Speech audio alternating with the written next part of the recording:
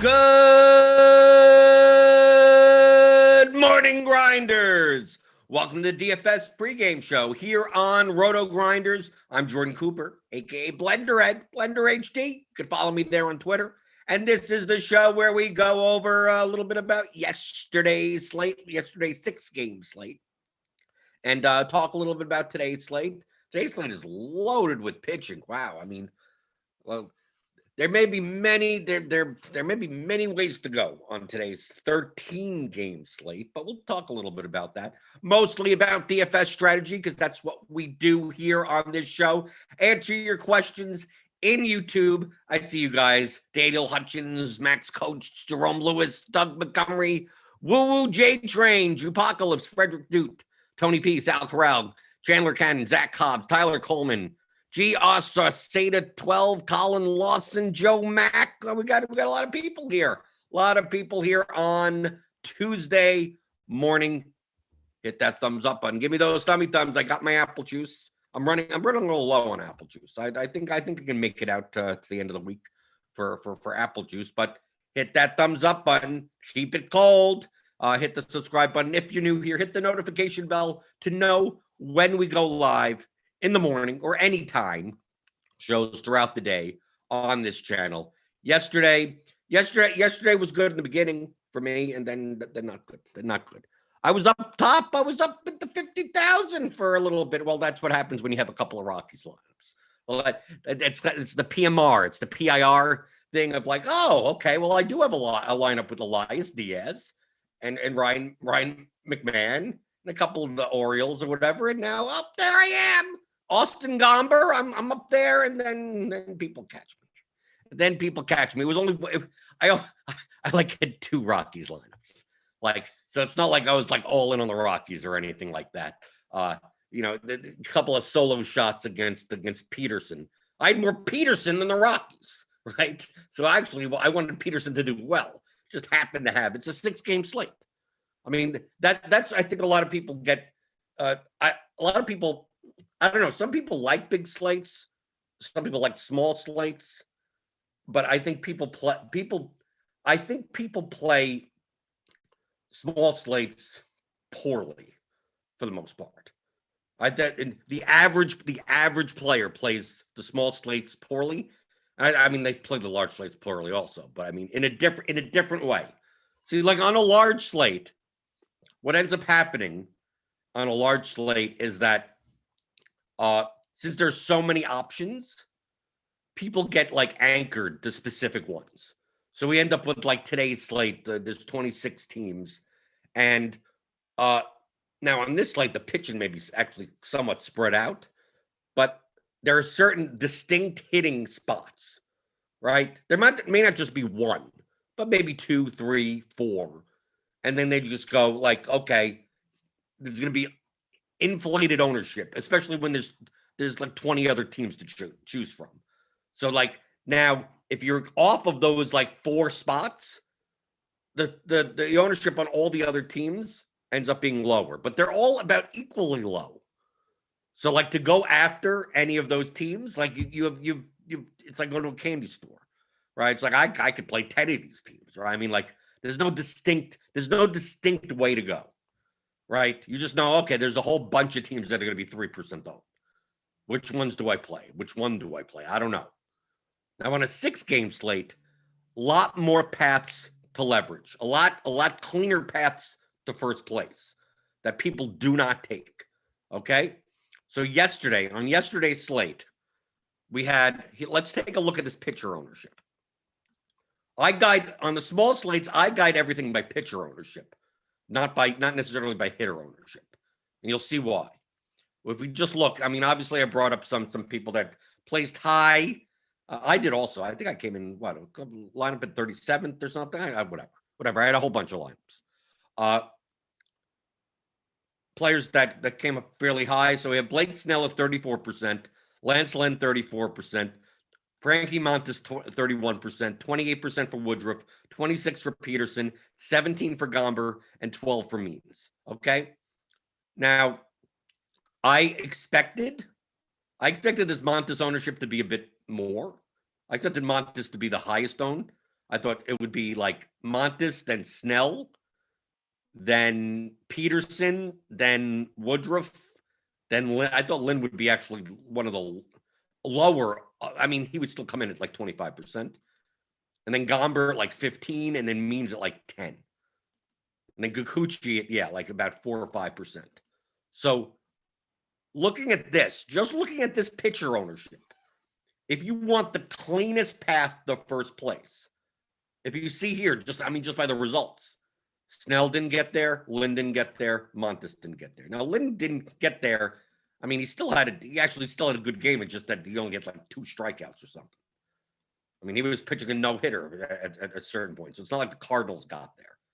But I just look at this ownership and I go, what's the most beneficial path to first place? The easiest way on a 6-game slate when we have like all these pitchers are going to be owned. So from Peterson upward, if Peterson doesn't do well, like it destroys like first place probabilities for like a quarter of the field. And when Peterson doesn't do well, that means the Rockies did well. Woodruff against the Padres. Montes against the Mariners. Lynn against the Cardinals. And Snell against the Brewers. Well, what stacks did I play? I played the Brewers, the Cardinals, the Mariners, the Padres, a little bit of the Rockies. I played a ton of Peterson and Gomber. And then if I wasn't playing Woodruff in lineups or Snell in lineups or Lynn in lineups, no, I play them in certain lineups. Then where do I spend for pitching? I mean, am I going to leave 8,000 on the table? No, I'm going to play a bunch of John Means instead. I played some Kikuchi as well because Oakland was owned. So just by going by pitching ownership could determine the easiest paths to first place. And I had a whole bunch of lineups that once the Twins came in, right? Once some of the elite teams started hitting, that kind of destroyed. I mean, like the Twins got there when I didn't have enough of them. But still, like the Brewers against Snell. You're like, why the hell did you play the Brewers against Snell without Yelich? Well, Snell's a lefty, and they have righties in their lineup, and they're 5% owned. On a slate there's only 6 games. And Snell's going to be one of the highest owned pitchers. So why not? Doesn't mean I don't play Snell. Because I played Snell in lineups that I was playing the Mariners. Right? There were multiple choice. Like if you were to play the Rockies, the Padres, the Mariners, the Cardinals, or the Brewers in a lineup, and then build around, well, since I don't have this guy, then I can play this other guy. I think that was the easiest path to first place yesterday. Right? Playing the A's, not so much, because Kikuchi's barely owned. Playing the Indians against Turnbull, who's barely owned. Playing the Twins against Means, who's barely owned. Playing the Mets against Gomber, who wasn't at that owned, 17%. Playing the White Sox against the unknown Kim. Playing the Orioles against Shoemaker. The Tigers against Henkes. Yeah, well, the reason why these pitchers weren't owned is because obviously they're the worst pitchers on the slate. I mean, the Orioles against Shoemaker was one of the highest owned. The Tigers against Henkes was the highest owned. But it's a 6-game slate. How are you going to get different? Because if you're just going to go, I'm going to stack the Orioles and the Tigers together and then play Snell and Woodruff because you have the money. Like you now have a harder path to first place on a 6-game slate. Do you have to do this type of stuff necessarily on a 13-game slate? No, you have a lot more options. You have to immediately go and start attacking some of the higher-owned pitchers. But the Mariners against Montes, Montes is not that great of a pitcher. I thought he was going to be like 45% owned. So why not take the Mariners? Why not take the stack?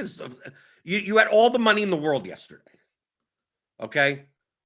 Cruz was out for the Twins.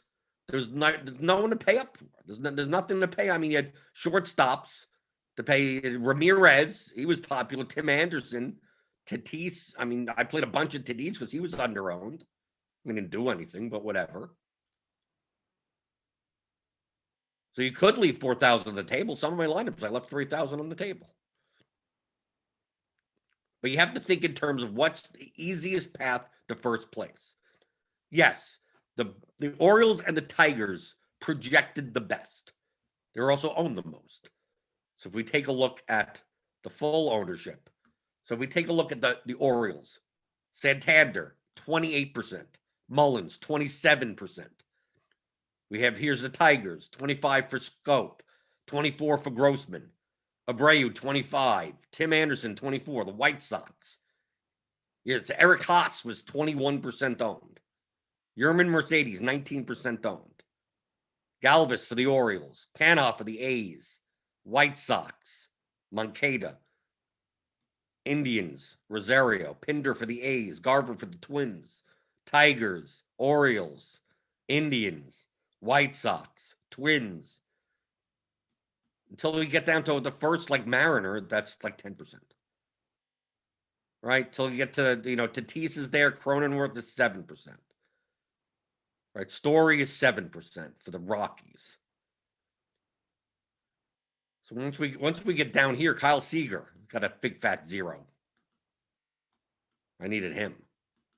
6%. And look, the Brewers don't even start until what? 6% Garcia? Look at the dramatic difference between the ownerships of multiple teams on a slate where there was no like appealing spot. The Orioles were the most appealing spot, but just by default.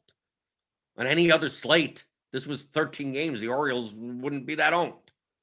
They'd be like, oh, okay, well, I guess so. I guess against Shoemaker, I guess. Just based on the context of the slate, they were the most owned team. Same for the Tigers. How often do you see the Tigers at this ownership? Or same for the Indians. I mean, yeah, I get Jose Ramirez. You have to spend up somewhere. Third base, why not? He got 2 points. I mean, but take a look at the point totals of the highest owned players. Now, Santander and Mullins, okay, they had double digits. But Scope, 2. Abreu, 2. Grossman, 4. Tim Anderson, 0. Ramirez, 2. Mancini, 3. Haas, 0. Laureano, 3. Mercedes, 3. Tatis, 3. Galvis, 8. Cannot, 2. It wasn't a high-scoring slate. But look at how much ownership failed in the higher price bats. These stacks did not get there. So playing off the board, you go, you're going to play the Brewers against Snell? Well, anything could happen. Is it going to happen 4 times less frequently than what the field thinks it's going to happen? No. Do you play a 5-man stack? Maybe you don't. Maybe you're playing 4-3-1. Maybe you're playing a chalk Oriole stack, but you're playing 3-man Oriole. You're playing 3-man Brewers against the highest owned pitcher, and you're playing 2 other pitchers. People had money to spend, so I knew that Woodruff is going to be owned, and Lynn's going to be owned, and Snell's going to be owned. So how could you be different from that on a 6-game slate in a sport that has tremendous amounts of variance? Yes, if Snell goes out and pitches and 35 points, and Lynn goes out and pitches and gets 25 points, you okay? And then the Orioles score 10 runs, and the Tigers put up 8 runs. Okay, you lose. But if you make those lineups, it's not like you're guaranteed to win. The score is going to be 250 points. Good luck getting the perfect, nut lineup. I'm looking for a way to win without getting the nut lineup that you need to have because everyone has those players. So I think yesterday was a classic example of, so much of the field anchored onto 3 spots out of 12, condensed on pitching, and then taking advantage of the opposite way. We could see here in some constructions, like, let's see. It's so telling. A lot of times you bring up some of the top 150 players and you look at the bat, like you take away the pitching, right? And you sort by ownership. And you see how much yellow and red there is typically on like the top screen. Right? Yellow, because yellow is the color code for like underweight. Red is severely underweight. Green is over. So yeah, OCD, yeah, was over on the A's, but barely. But look, there's nothing. No Santander. Orioles were almost non-existent. Trey Mancini, 3%. So BK Reader, a little bit more even. Indians, so Nerdy Tenor, a bunch of Indians over, but still for the most part, under on the Tigers, under on the White Sox, under on the Orioles.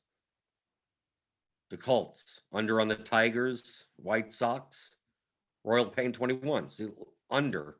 Doesn't mean they have none of them.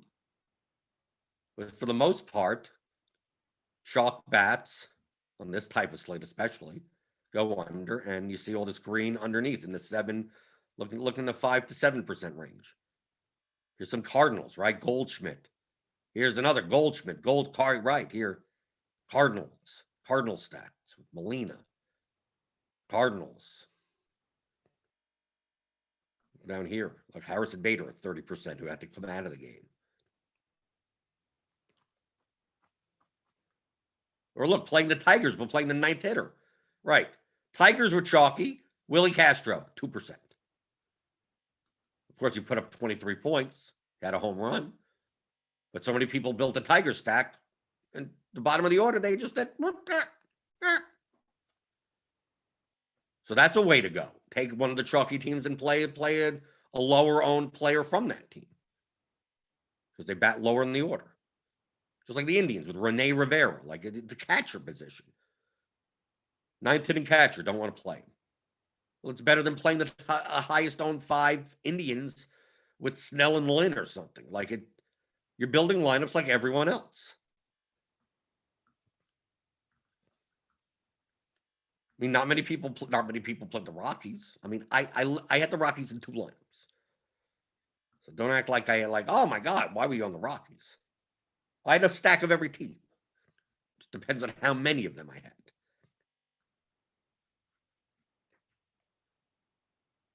But some people, some like Megan Joy or OCD, just all in on just the Orioles do well, they lose. That's just it.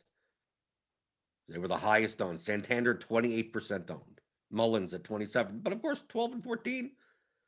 No one on this slate put up 1 million points. You could have won with a ton of different types of combinations. You kind of needed Woodruff and Gomber, although that wasn't necessary. But I think so many people go into these smaller slates and go, well, there aren't that many choices. I go, there are plenty of choices. You could play the Mets. There's 12 teams on the slate.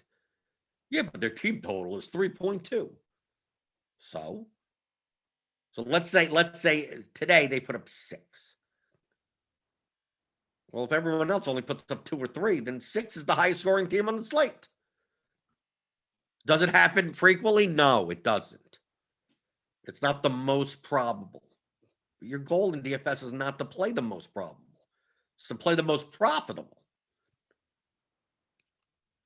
And if everyone and your mother is going to be playing the Orioles, the White Sox, the Tigers, and the A's, I guess, some combination of that with Snell and Montes and Lynn and whoever up here, or you're just competing against so many other similar lineups. When Elias Diaz hits a home run at 1% owned in a Rockies 4-man, who am I competing against? A couple other lineups? I mean, not many other lineups.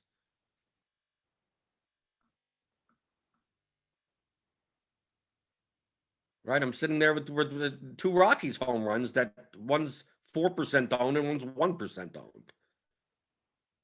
I'm not competing against that many people. Now, am I playing a ton of Rockies lineups? No, but you could have if you said, no, I'm going to play the Rockies against Peterson.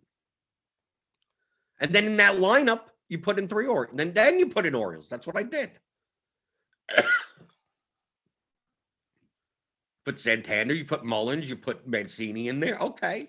Now you're fine.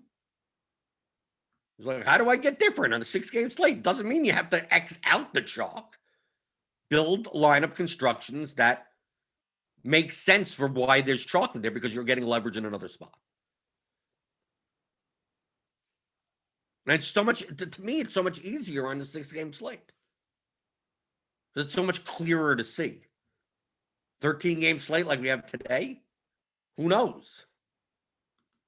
I mean, the pitchers on the slate, it's going to be depending on the pitch count.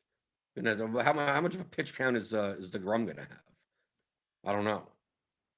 We have Scherzer, DeGrom, Giolito, Burns, Musgrove, Kluber, Flaherty, Heaney, Berrios, Rich Hill, Charlie Morton, Clayton Kershaw. I mean, we got a lot of pitchers on this slate.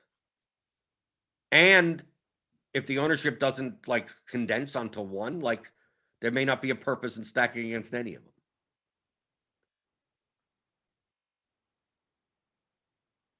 That's what I mean by looking and going by the pitching ownership. I think it's very important to understand. You win DFS contests by relative value, by having more points than your opponents. But your lineups could positively or negatively correlate to your opponent's lineups. So when you play the chalk, when you play Snell, Lynn, or something like that, and Orioles, your opponent's lineups look very similar to yours. There are more lineups that look similar to yours than don't look similar to yours.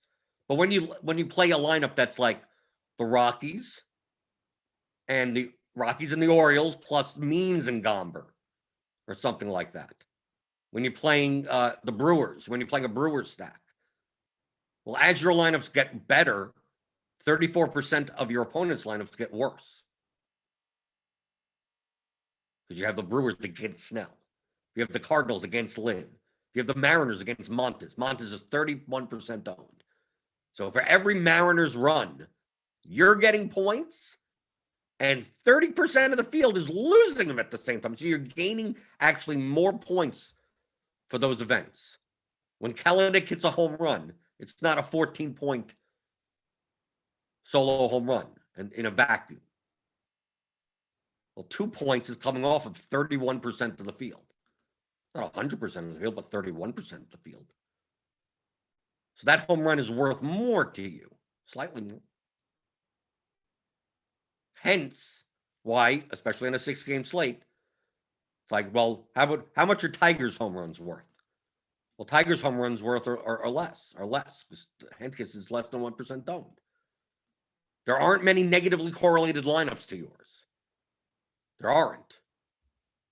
When you play the Orioles against Shoemaker, there aren't many negatively correlated lineups to yours.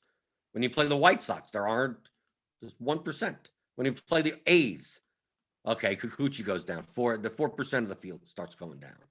When you play the Indians, 7% of the field goes down. When you play the Twins, 12% of the field goes down. But when you play the Cardinals against Lynn, if Arenado hits a home run, Lynn goes down 2 points and Arenado goes up 14 or whatever. Multi-hit home run, multi-run home run, it's even more. Grand Slam's worth like 26 points to you now. Well, 26 points versus to a third of the field. So looking at this, taking those opportunities. Now I'm building 100 lineups. I'm going to build some against Woodruff. I'm going to build stuff negatively correlated to Montes. Build some that are negatively correlated to Lynn. Build some that are negatively correlated to Snell. If I was playing 3 lineups, I would have done 3 of those. I would have chose 3. I probably would have chosen the Mariners. Probably done the Mariners, the Brewers, and probably the Mariners, Brewers, and the Cardinals. Right, something like that. No, probably the Padres against Woodruff. Build 1 lineup of each. So it's not like, oh, you have 100 lineups, you can do whatever you want. Like, no, if I had 1 lineup, I would have just chosen 1. Probably the Mariners. I actually thought Montes was going to be higher than 31%. I'm not betting on the Mariners. I'm betting on the fact that Montes is overowned. for his projection. The Mariners have had good enough projection that I have an easier way to win if I just play the Mariners than if I play the White Sox, the Tigers, or the Orioles, or the A's. I'm not getting as much, nearly nowhere close to the amount of relative value against the field.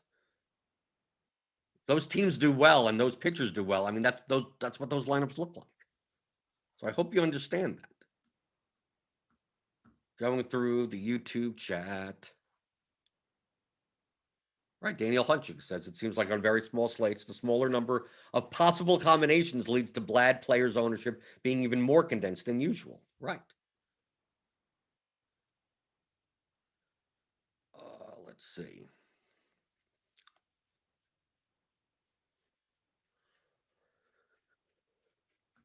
Michael Lingenfelter, what's the easiest way to set up a rule to make sure that the higher owned stacks don't end up with the higher owned pitchers in lineup HQ? Just find those lineups when you build them, see what their cumulative ownership is, and build lineups that are lower than it. That's the blunt force way to do it. And that's my last trim. My last trim when I do my my builds is that max total lineup ownership, because cumulative ownership is not the best metric, but it can be used as a blunt tool. So, for instance, you build a whole bunch of lineups. Like, we don't have ownership now, right? I'll refresh. I don't think so.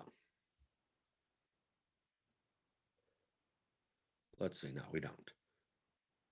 But let's say yesterday, for instance, on yesterday's slate, you build lineups and you're still playing a whole bunch. So I'm still playing some Orioles stacks, I'm still playing some Twins, I'm still playing some of these teams. But I find that, like, I'm getting too many lineups where it's like, oh, Orioles, Indians, Snell, Peterson, like something like that. And it's like, that's too chalky. Well, what's the cumulative ownership? 166. Okay, I go and I look at the next highest owned lineup, and it's like 162, and that's a very similar type lineup. I see where that number lies. Where does that number lie? I'm building 100 lineups. I sort by, you could sort your lineups by projected ownership. You start at the top because this lineup too chalky. Yes, okay. Keep on going. Then you see combinations where it's like, oh, it's still chalk pitcher, chalk stack. You go and then you get to a certain point. It's like, oh, here's the lineup at 145. And I don't see, like, the combinations I don't want underneath it. So then you just say, okay, 145 and rebuild. So basically all the lineups that are on top of it aren't going to be made anymore. And they'll be replaced with lineups that have combinations that can't have that high of a cumulative ownership, which typically means the highest owned pitchers and the highest owned batters. That's a blunt way of doing it. You could also build more lineups than you need and trim. Meaning that if I'm building 100 lineups, I'll build 150. And then trim the ones that I don't want. You could trim the ones that are either too high owned or too low projected. You trim on both sides. Some people do it that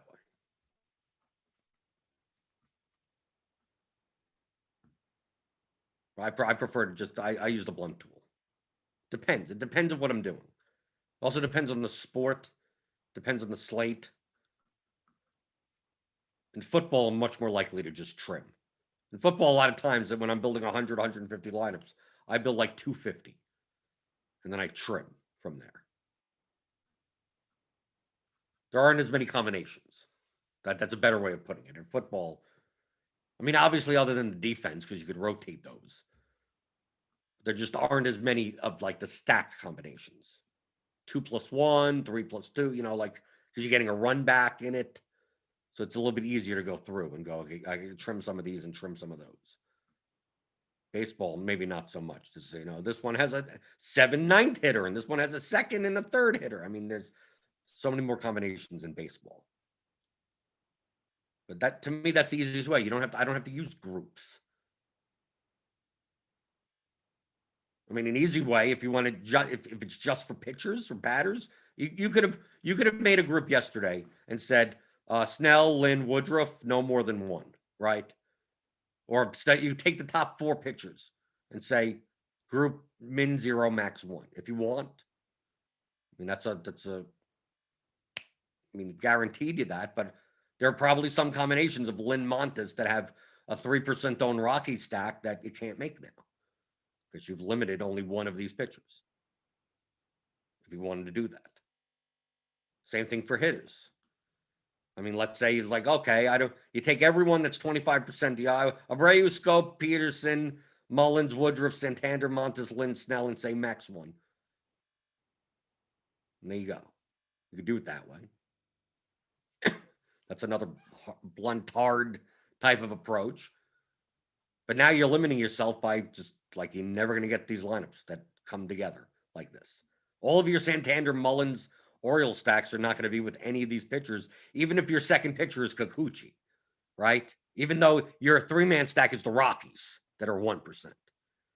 It's like, that's still a good lineup, but it can't make it because you put this group in that just limits that possibility. Or you're getting an Orioles stack, but you're not getting Santander or Mullins in it. You're getting a Franco, Mancini, Galvis, Mountcastle, Wilkerson stack, which may be fine.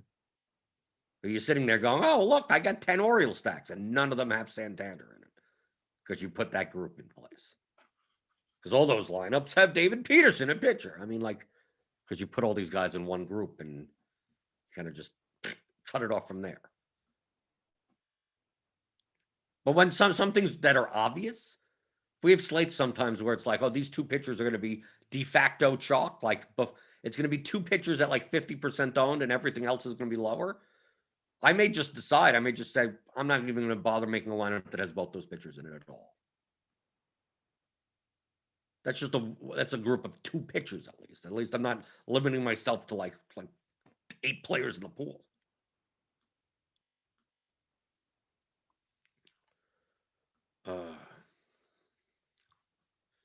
Melvin Pitts, hey Blender, what's the new max 3 sort option? Oh, that's for if you want to check to see where the gaps in your lineups are. Gaps in the batting order. The development team is working on an option, a build option for max gaps. So a gap is like, obviously, let's say we go to what's the first team here? Let's go to Cincinnati, whatever. Doesn't matter. Don't play them. Against Scherzer, probably not. So like, if you play 1, 2, 3, 4, 5, that's a max gap of 0. You have no gaps. 1, 2, 3, 4, 6, you have a max gap of 1, right? 1, 2, 3, 4, 7, you have a max gap of 2.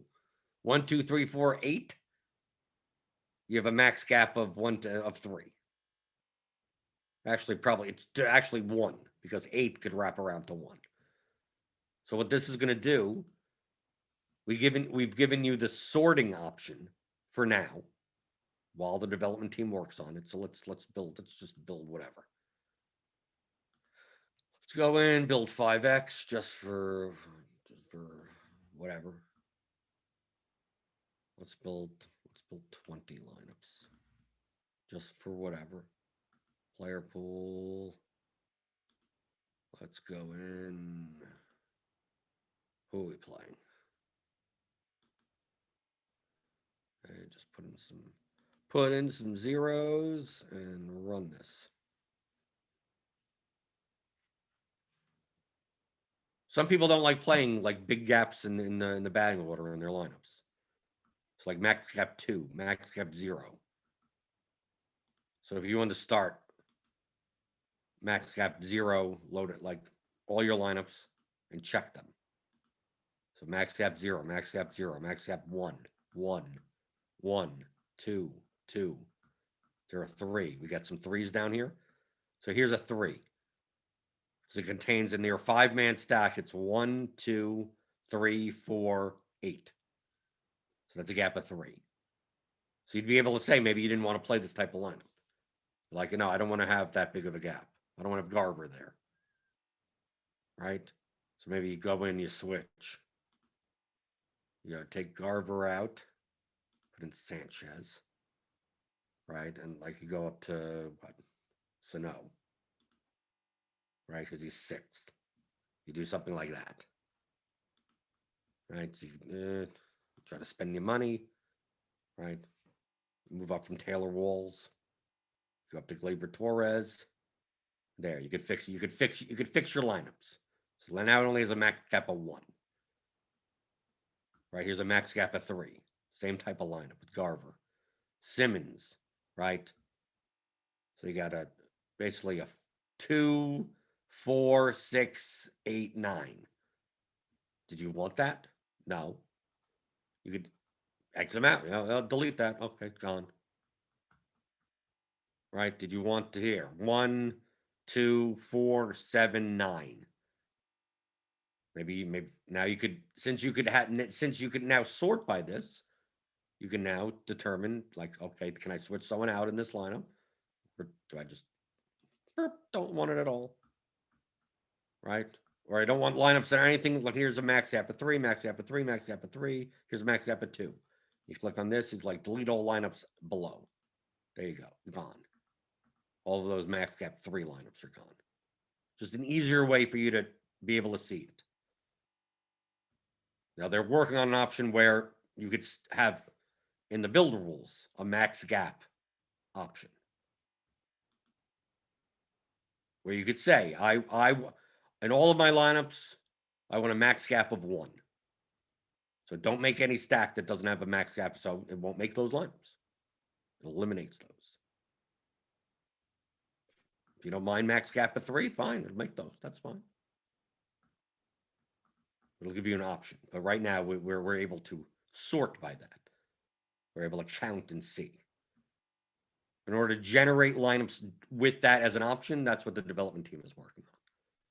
It's a little bit more complicated. Because really, the function right now is just counting. It's not generating anything. So it's coming from the generator, giving you the lineups, and then counting and saying, okay, this is what it looks like. And then to be work on the generator side to generate lineups with that as an option. That's coming.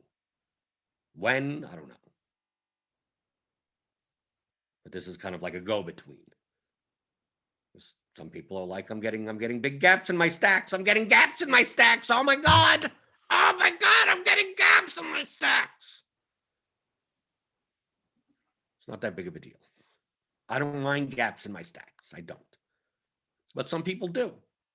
So now they're able to at least organize it and look at them. Because without this function, without this organization, you'd have to go individually and count. Imagine having 100 lineups and doing that. You're not going to do that. Michael Dompier asks if I would use the max gap functionality. Probably not. The correlation of all the players in one team's lineups, you're positively correlated.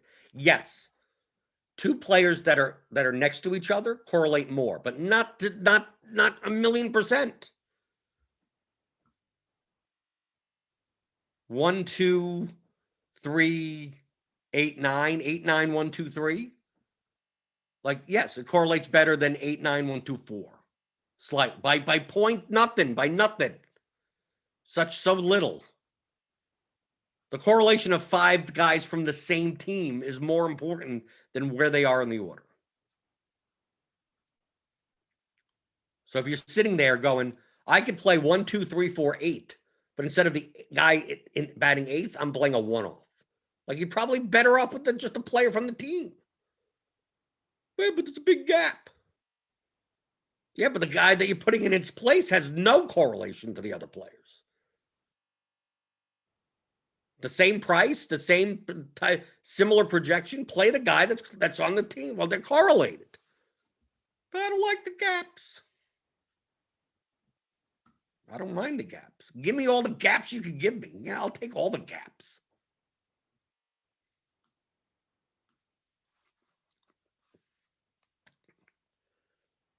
Yeah, Daniel Hutchings says the only case I might consider looking at gaps is for pairs or maybe triples of players. Yeah, like 2-mans, 3-mans. But it seems like a fringe consideration. Right, it is. It's not a priority. It's a luxury at best. At best. I do not mind. I really don't pay that much attention to it.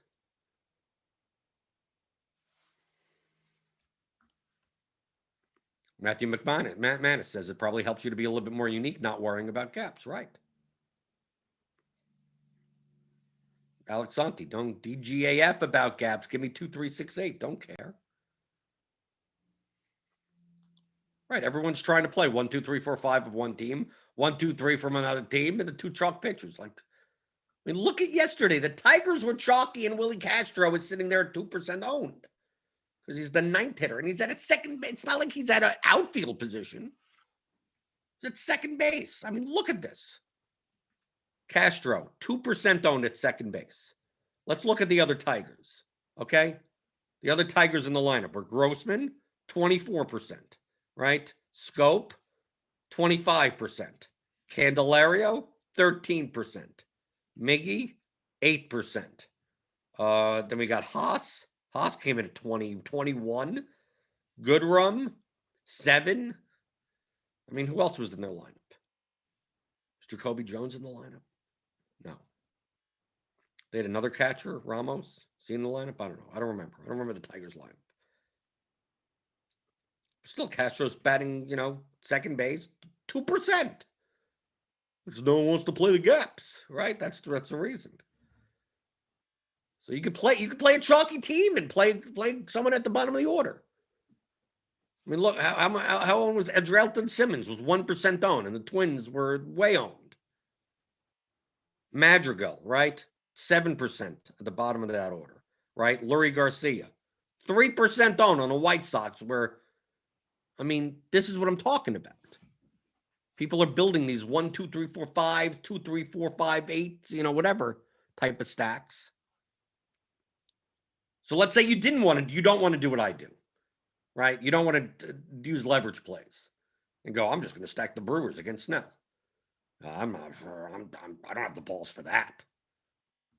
Okay, then you want to play the Tigers against Hentges? Play Castro in that stack, right?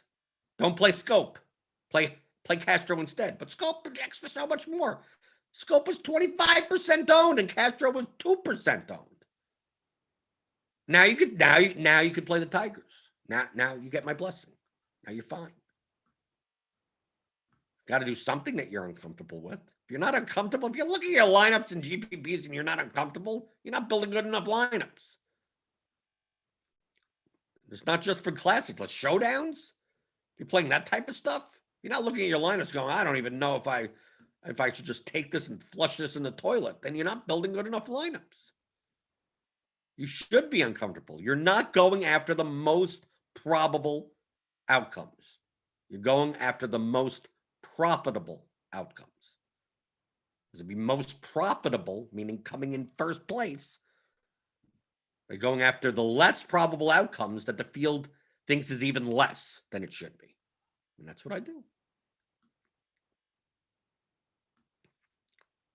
Nicholas Lentini says DJ Stewart came in really low for the Orioles too. Right. Because people were putting in Santander. They were putting in Mullins, not at the third outfield spot, right? They're like, oh, well, why am I playing DJ Stewart, right? Like, what was DJ Stewart was like, what, 6% owned or something? Yeah, 6% owned. It's not like it was lefty. Gets Shoemaker batting, what, 6th or something? No, because he doesn't project as well.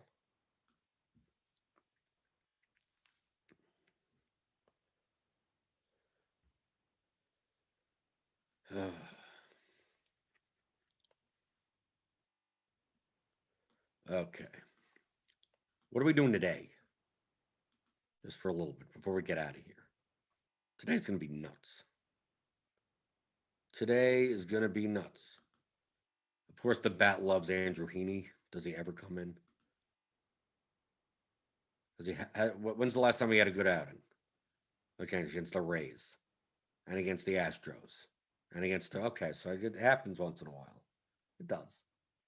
He's facing Texas, so okay. Now I get it. But dude, we have Heaney. The bat currently is Heaney as the second highest raw point projected over DeGrom. But I think this has to do with pitch count. I think we need to get what we think the pitch count's going to be. What is the bat? It has to be. I mean, there's no way that on 100 pitches that DeGrom against Colorado in New York is going to project this low. Let's take a look. Let's take a look. What Cardi has projected. You go the actual projections. Let's go salary. Yeah, 70. We'll have to see. But even at 70 pitches, he still projects as the third highest run point pitcher on the slate at 70 pitches. But that may move up later today. We may get some news. Are people going to play him? Is that the key thing of the entire slate? How many pitches is DeGrom going to go?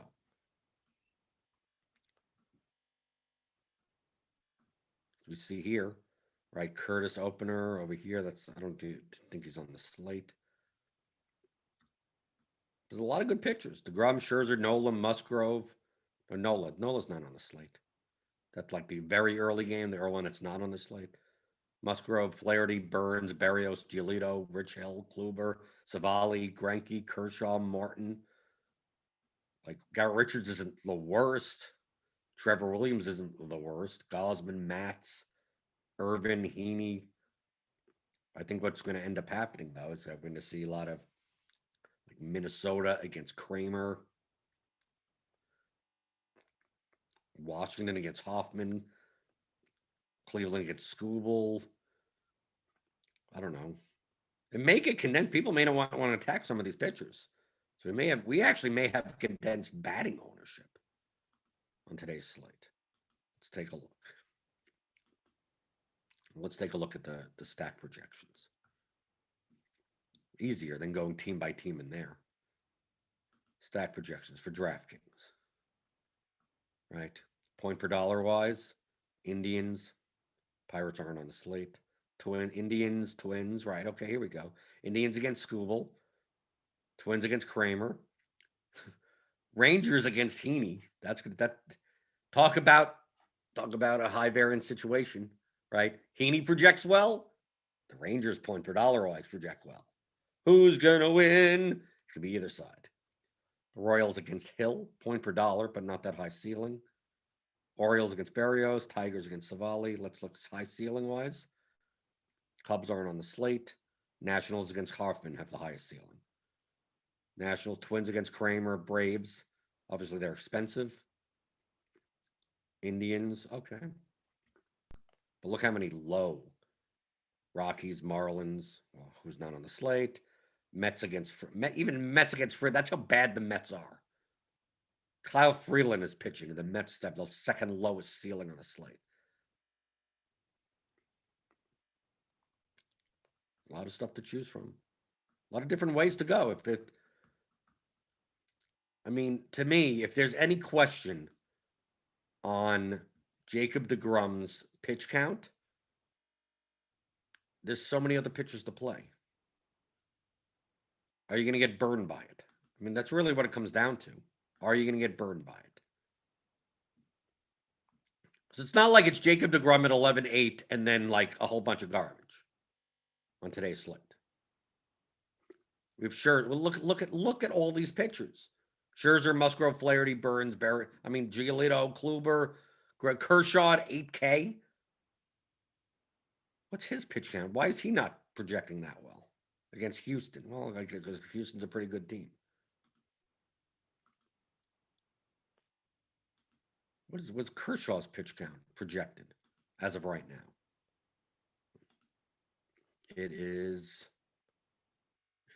84. Okay, maybe that's why. Maybe they'll creep up later. But to me, that's the key. Like DeGrom is max price. 11.8 is the max price for is. I'm not talking about cheap. Not even like 10.5K DeGrom. It's 11.8K DeGrom. You told me DeGrom goes 100 pitches today. Sure, he's the best pitcher on the slate. But if there's any question about that, it's not like there's garbage on the slate. There are plenty of other pitchers that could put up 30 points. Like, as a ceiling. And just by ceiling, close to 29 up.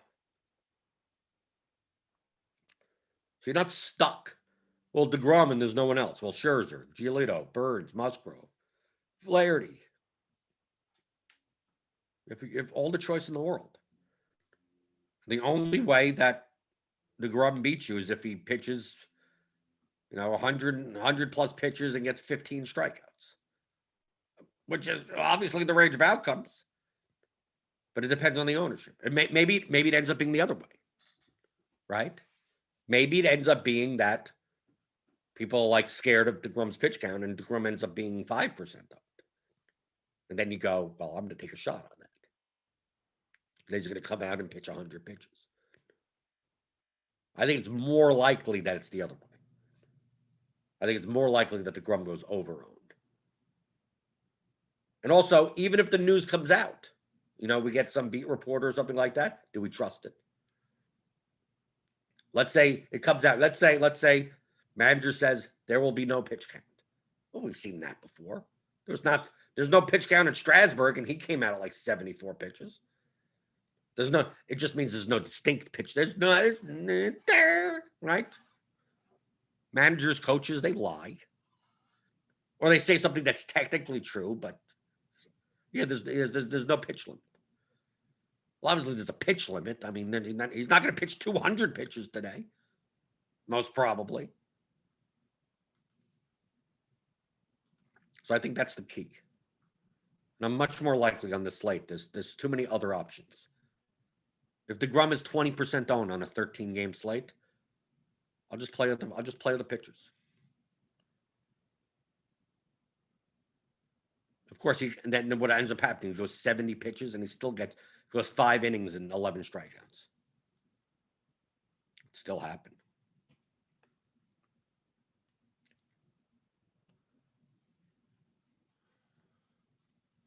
Or is Hova 64? Thank you for all your help. Been watching your content for a while now, and I took down my first tournament last Friday. Well, congratulations. Or is Hova 64?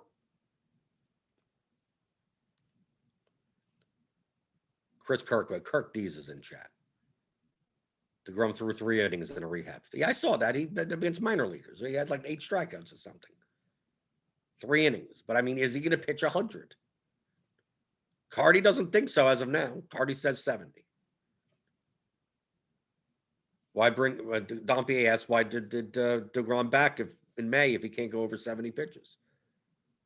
Well, he will, and then maybe his next start. Maybe how about this start, this specific start? I don't know.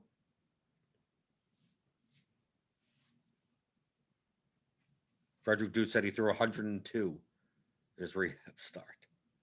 Threw 102 miles per hour. But he only threw 3 innings. Didn't throw 100 pitches in 3 innings. He had like 8 strikeouts. How long were these at bats? Right? Were there like 10 foul balls every at bat for him to pitch 100 pitches in 3 innings and still have 8 strikeouts? We'll see. But Gio Soseda, 12, has the right mindset that I'm thinking of. At his price, though, doesn't he? He has to put up like 33, 40 points. And right, he has to put up at his price for you to be worth having. He has to put up he has to put 35, 40 points.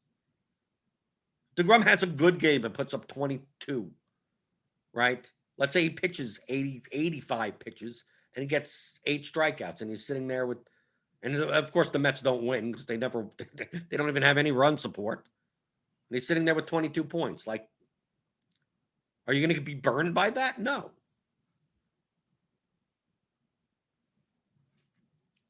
So that's the point that I'm making. What's the worst case scenario? The worst case scenario is he pitches 100 pitches and gets 40 points, which still may not even kill him. Still may not even kill you. You could match that with someone else on this slate. But what's the more likely scenario? More probable? DeGrom gets 20 to 20. Let's say he gets 22 points. Do you need that? Is that necessary? It may end up being in the winning lineup. Yeah, you're right. 22 points may be fine. But 22 points may be scored by 8 other pitchers as well. Right, there may be 8 pitchers on the slate that get between 18 and 24. And DeGrom's 20-foot. His highest scoring, 24. But it's not going to matter that much. That's the point that I'm making. We'll see. We'll see what happens tomorrow. Tomorrow, programming note, tomorrow there will be no show. There'll be no show. I'm not dying. I have a doctor's appointment. So it's hard to get into this doctor. So like whenever they have like a cancellation or something, I jump on top of it. So I'll be at the doctor tomorrow, and we'll see what happens on the 13-game slate. And then Thursday we have an early slate. We have an early like 4-game, like noon slate, 12-10 slate. So I'll be on crunch time. So there won't be any pregame show on Thursday either. But I'll still be here in the morning, just with Roth and Grant, I believe. And then scheduled Friday. We're back to a pregame show as usual. Yeah, I rarely ever take a day off, but in order to get in with the doctor, I got to take whatever they give me. They say that there's an appointment at 11. I guess my health is more important than you guys here, right? So hit that thumbs up button. Keep my apple juice cold. Hit the subscribe button if you're new here. Notification bell to know when we go live. We got MLB Grinders live later today. Crunch time for premium members. Click on the link in the description. You get $10 off your first month of RotoGrinders Premium.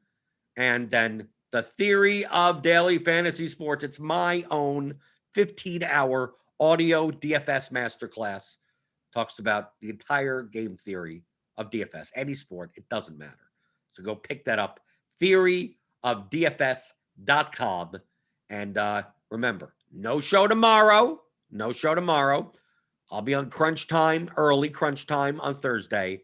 And then we'll be back for the pregame show on Friday. Because, yes, every once in a while there's a day off or there's an early slate or whatever. But most of the time I'm here Monday through Friday, 11 o'clock Eastern, for the DFS pregame show on RotoGrinders.com.